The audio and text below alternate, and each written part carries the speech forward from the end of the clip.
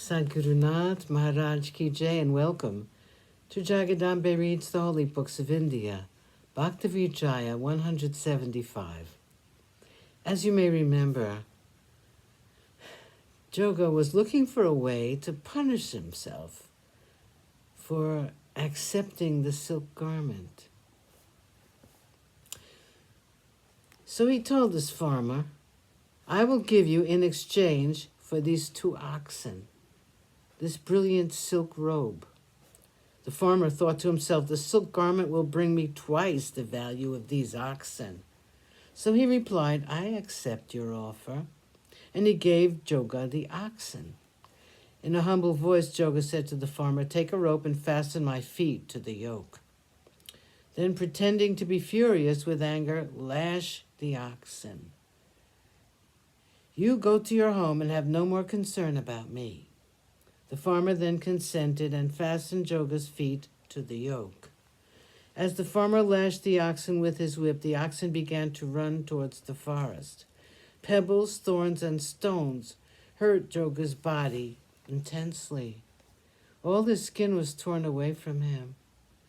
The frightened oxen ran rapidly, just as a deer runs when seeing a hunter. In the same way, the oxen ran hither and thither in the great forest. Joga, with repentance in his heart, paid no attention to his bodily sufferings. He said to himself, this bodily torture is a proper ending for the wrong I have committed today. Comforting his mind with this thought, he continued repeating the name of God. O Sri Hari, Ramakrishna, Narayana, purifier of the sinner, ocean of compassion, victory to thee.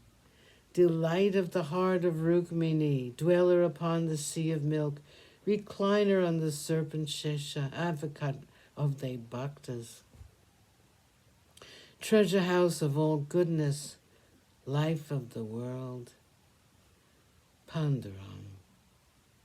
Taking God's names this way, his throat choked with emotion. In the meantime, the oxen were running about in the forest and dragging him along. All his skin was torn off, bones alone remained upon his body, and his suffering went to such an extreme that he was at the point of death. But full of joy, even at such a time, Joga continued his worship, full of love. Then the Lord of Pandari, hearing his piteous cries, rushed to his aid. When the elephant Gajendra cried out piteously for help, Krishna rushed to his aid. When Draupadi was troubled by Dushasana, the holder of the disc, Krishna rushed to help her. So, seeing Joga's extremities, the holder of the disc, Krishna, came rushing to help him. He took off the yoke from the oxen and let them go free. Then, unbinding Joga's feet with his own hands, he gave him an embrace, and as he gazed at him with his look of compassion, Joga's body assumed a divine form. When the sun arises, no darkness is to be seen. So when the Lord of the universe shows his favor, all fear of bodily sufferings passes away. The husband of Rukmini said now to Joga, why did you attempt such great sufferings? You have punished your body when you have done no wrong. When you eat or drink, it is all going into my mouth. When you go and come, that is circumnambulating me. If you speak to anyone, that becomes my praise. When you lie down in peace and happiness, that is a prostrate namaskar made to me. That being so, my dear Bhakta, why did you go to such extremes? Joga placed his head at the god's feet and said, place me in the shadow of thy compassion.